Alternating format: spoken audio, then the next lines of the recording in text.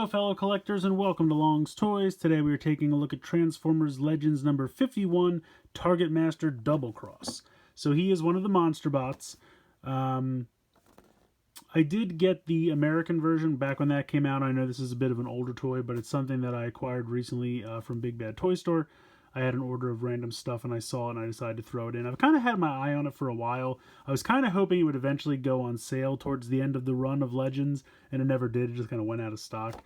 The reason I wanted it, I mean, the US release is fine, nothing wrong with it, but it comes with Haywire, which is the Targetmaster partner for Blur.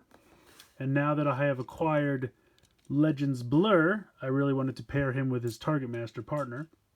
The other thing I really wanted, I believe the American Headmaster is also molded to resemble the White Lion Battle Beast from that episode of Headmasters, but this one has a superior paint job.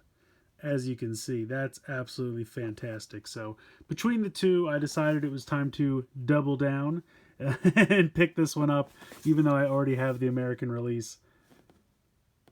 So definitely can't go wrong with some Double Cross. I think in the States he was called Twinferno, which is also an excellent pun. They're both great. I can't decide.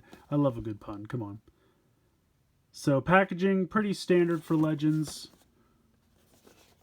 but pretty cool. I'm going to go ahead and get him out of there and we'll take a closer look. Alright, so here's everything out of the packaging. Real quick, I'm going to take a look at the Headmaster. Now, this character in the episode probably has a name. I don't remember it off the top of my head, and I apologize. But there was an episode of Headmasters where they went to the planet where all of the Battle Beasts live. A little bit of cross-promotion.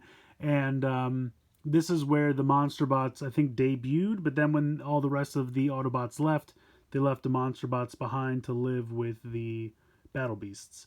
So this guy was the leader of the good Battle Beasts. And I mean, this thing just looks phenomenal.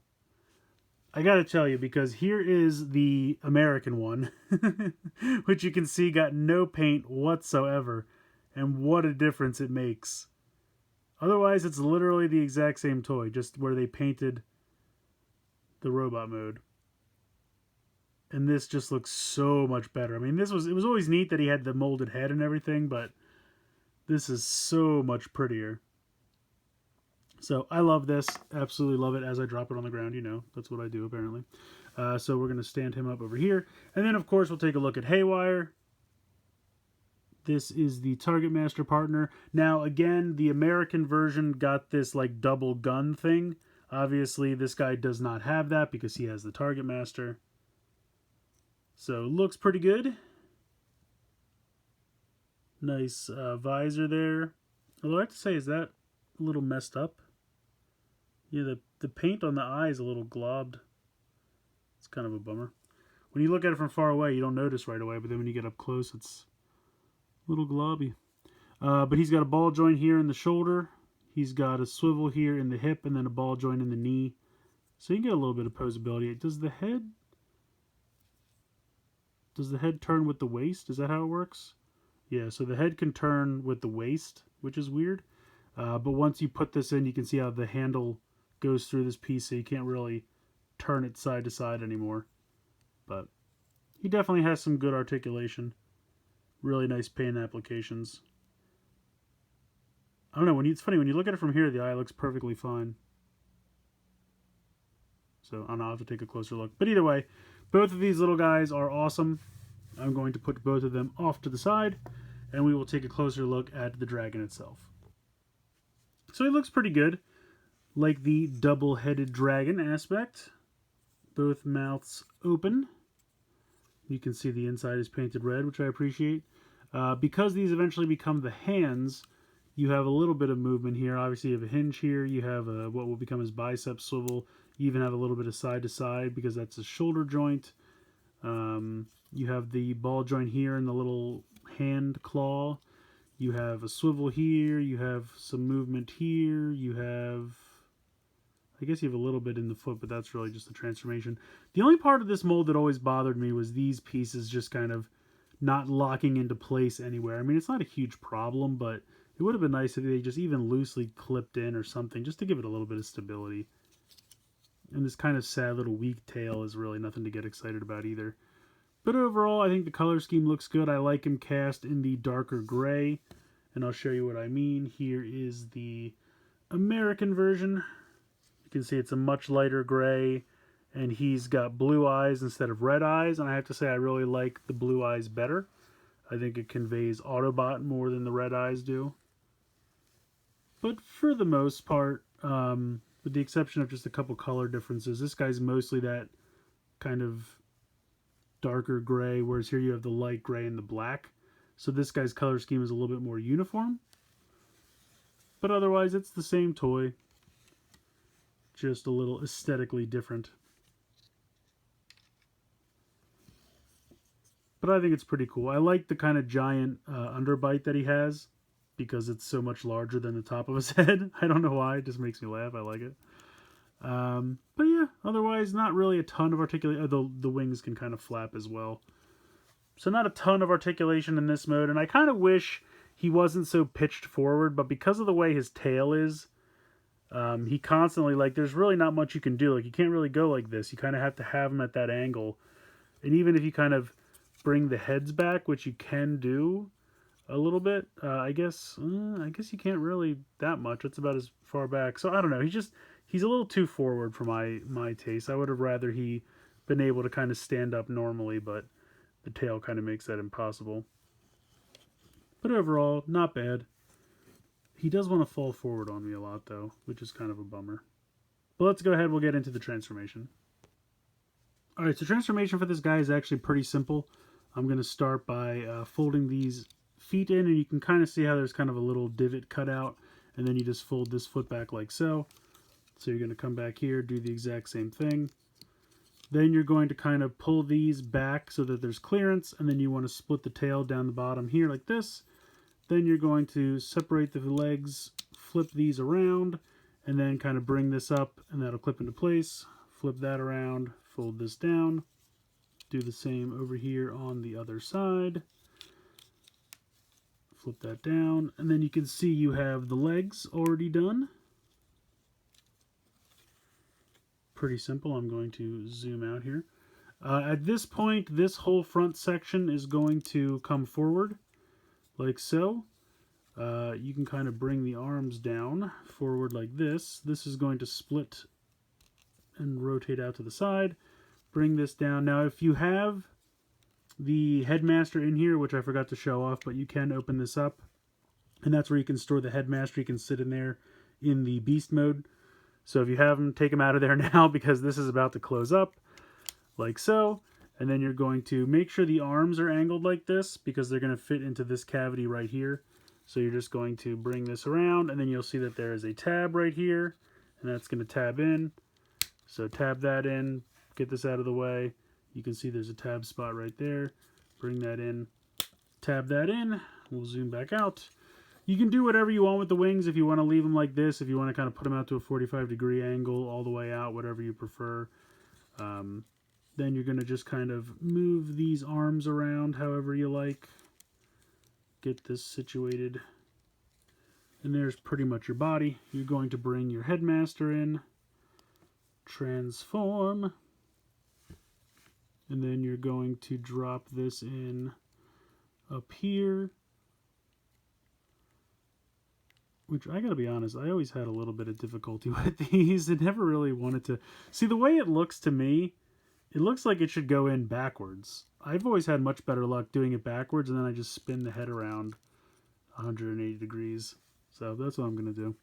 But there you go. He is transformed. He looks good. He's got the dragon arms. You can, like I said, you can kind of put the wings out however you like.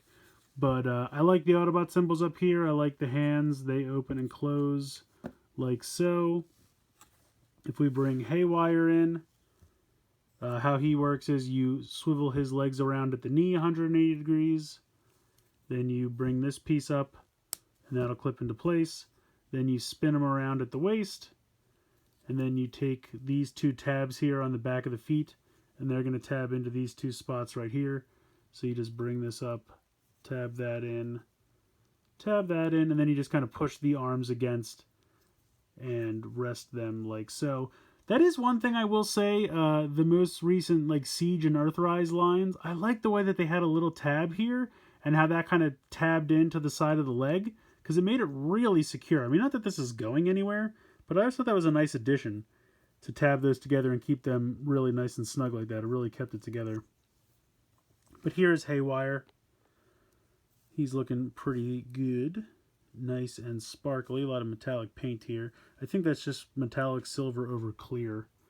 So hopefully that doesn't eventually chip, but as for now it looks good. So we'll zoom out here. Now the way this works, this is the only like handhold he has, this actual joint here. So this like loosely tabs into there. And I don't love that. I remember trying to do that with the American toy and it caused stress marks. So this is going to eventually go to blur. You know what? Let's just get blur in here now. I have him on standby. He's got this other gun. We're going to put that off to the side. And we're going to reunite these two because Haywire is supposed to be Blur's Targetmaster partner. So there you go. I love it. I have to eventually get the hot rod. I didn't buy the Legends hot rod. I should have, because he also came with his Targetmaster partner. Well, I have to be honest, I really like the hot rod mold from the Rodimus Prime from Power of the Primes, but I kind of just took the trailer and put that to the side and I just keep the hot rod because I really like the car mode for that more than I like the Titan's Return hot rod, but that's something for another time. But anyway, there we go. He's got his partner. All's right with the world. Now, there is a funny thing over here. Because it is the same mold, he does have the two connector ports on the back here. So if I want to just steal the gun from the American version and then put it on his back, I can certainly do so. As long as these little dragon hands will get out of the way of me. So you can take the gun. Come on now, why aren't... I know you can do this. It's the same toy. There we go. It's just trying to be difficult. So anyway, you can bring that gun over from the American toy if you want. Just to give him... Basically, since I'm taking his gun and giving it to Blur. Or I guess I could give him Blur's old gun. I don't really like the look of that. I don't really like having that giant peg stick out of, you know, the dragon head like that. I just think it looks weird. I'd rather he just kind of shoot fire out of the dragon hands or something like that. I kind of like the look of the gun on the back, I'll be honest. But it's not the best. So this, I mean, it should be the same toy, right? I don't know why it's giving me trouble. Is that somehow farther apart? Doesn't really look like it. Anyway, here are the two in robot mode for a comparison. Again, you have a lighter gray with black or a consistent darker gray throughout. Red is pretty much the same, and I like he's got dual Autobot symbols on white instead of on red. So just a couple, you know, style choices. I gotta be honest, in robot mode, I almost like this better, but I don't know. I like both. I like the dragon, like definitely for dragon mode, I think this guy's better, but for robot mode, I might like this better just because I kind of like the little bit different color makes it pop a little bit more. Having the consistent dark gray, like the red still looks good, and I like the double Autobot symbol. I don't know. I'm glad, you know, I'm glad I have both because I like both. I don't have to pick which one I like better. I have both of them. But I definitely, the inclusion of the Targetmaster and the paint job on the Headmaster is definitely worth picking up the Legends version as opposed to the US.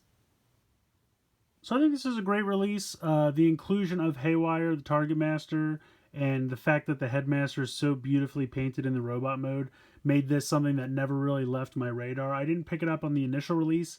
I probably should have, because at this point I probably overpaid maybe $5 to $10 what I could have got it for at retail. But it's still a really great release. It's a fun toy, excellent transformation, and like I said, all the accessories and everything it comes with are just top-notch. Very happy to finally have Haywire back with Blur here, now that I was finally able to get my hands on a Legends Blur, which is another one I regret not getting at retail. But definitely recommend this. If you have the American version and you're happy with the American version, there's nothing wrong with it. I think the American version is perfectly good. The gun accessory that it comes with isn't bad. The Headmaster comes with is fine, just obviously when you get Takara who can actually paint these things and put a little bit extra love because it's a higher price point, you get just a nicer figure in my opinion. But again, if you're on a budget, the American one, perfectly good. And I will say, I think the color scheme in the robot mode for the American version works a little better. But I think for the Dragon mode, this color scheme works better. And then, of course, the Targetmaster and the Headmaster here are better. So there's pluses and minuses to both releases, which is another reason I'm kind of glad I have both. But let me know what you guys think in the comments below. Which one do you prefer? American, Japanese version? Which one's better? So yeah, let me know what you think in the comments below. Please like, share, and subscribe. Hope you guys enjoyed the video. And as always, thanks so much for watching.